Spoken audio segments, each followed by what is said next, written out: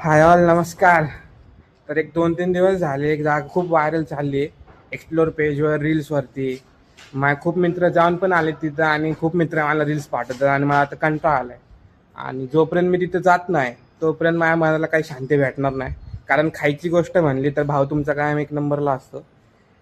तर बघूया आज तिथं जाऊन द बँगलोर कॅन्टीन काय खास आहे त्या जागेमध्ये बघूया आज आपण. मग मी माझ्या खास मित्राला घेऊन पोहोचतो थेट द बँगलोर कॅन्टीनला.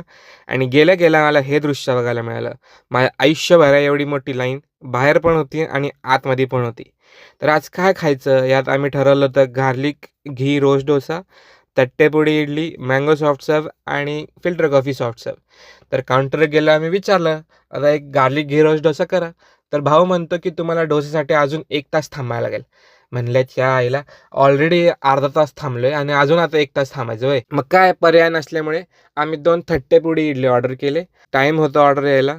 गर्दी असल्यामुळे रविवारचा दिवस असल्यामुळे बसायलाही जागा नव्हती, म्हणून आम्हाला खूप वेळ जागेसाठीही थांबायला लागलं. आणि मग शेवटी जागा भेटली आणि मग मी जाऊन ऑर्डर घेऊन आलो. ऑनेस्ट रिव्ह्यू द्यायचा म्हणलं तर याच्यापेक्षा चांगले पोळी इडलीज डोसेस आपल्याला पुण्यात चांगल्या चांगल्या ठिकाणी मिळतात. प्रश्न असा आहे की was it worth the hype? तर म्हणता येईल मँगो सॉफ्ट सर्व आणि फिल्टर कॉफी सॉफ्ट सर्वसाठी इट वॉज वर्थ इट, कारण खरंच त्यांची टेस्ट भारी होती. बट डोस्यासाठी इडलीसाठी you have more better places in Pune.